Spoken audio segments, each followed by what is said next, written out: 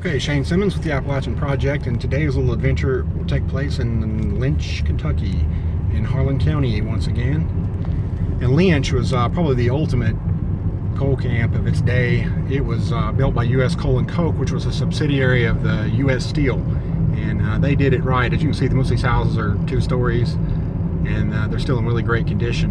What people don't realize about a lot of these coal camps, these coal mines needed hundreds, if not thousands, of employees, and the local populations just did not have enough people to sustain that.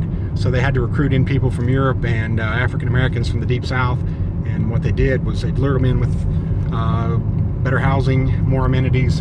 For example, most of your coal camps had a bowling alley, theater, that type of thing, just entertainment. And they also advertised that their schools were actually better than public schools, which was very important to a lot of families, as it is today. And speaking of which, here's the Lynch High School up on the left, and it was built of stone, so the guts of it is still there. Obviously it's pretty dilapidated on the inside, but beautiful structure in its day, and still quite eye-catching when you go through town. Just absolutely gorgeous. And up here ahead, slightly, we will see a Catholic church, and that was also brought in mainly because of your Europeans, the Russians, the Polish, the Italians. Most of those had a Catholic background, and they had the beautiful Catholic Church of the Resurrections right up here on the right. Zoom in a little bit, hopefully you can see that up there. Another stone structure up on the hill. As you can see, these houses are really crowded together, and that was normal. For one thing, the mines were just looking to get housing. They didn't really care about somebody had a land or a yard. They were more concerned about getting people here. Here's another shot of that church. So you see, they ran out of room pretty quickly too, because this is a very mountainous area. It's very difficult to build housing that close to the water, which was absolutely necessary for day-to-day living. So you see another building up here. It's in a state of decay. We're coming up onto the mining part of town now, and here's City Hall up on the right. It's still a building in really great shape. They've taken good care of it. And here is coming up ahead is Portal 31, and that is where they have underground mine tours, and they do a really fantastic job with it when it's open.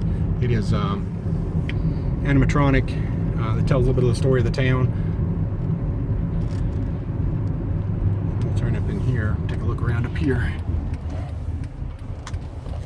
So they still have the lamp house building, the old fire station. So the office and bathhouse are here, you can see. And the fire station now looks like it's some type of antique store or something possibly. And then the lamp house is where you check in to go take the tours.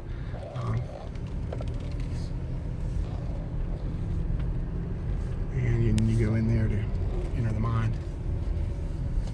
Looks like it's a pretty neat tour when it's open. It's usually closed for the winter, so not too much point in going this time of year. And you'll see across here, it almost looks like a war zone. This is the old, where the actual mining took place, and the prep plant and all those things. And now they are all in pretty bad shape. Still well preserved, and that was again because they were built so well to begin with, but you know, they've just really been neglected because there's really no use to keep those up. There's nothing, the expense to do that would be outrageous versus what it would be worth. But it almost has the feel of going into a ghost town. That part of it. Obviously the town part is still very well populated, but that was the old powerhouse.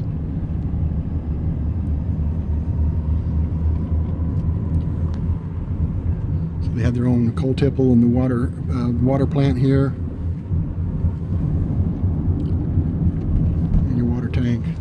And we'll go on up in here. We'll be in Benham here before too awfully long, and take a look around there. That's where the they have a mining museum, which is really interesting as well. Actually, I will end this video for now and be back in just very shortly.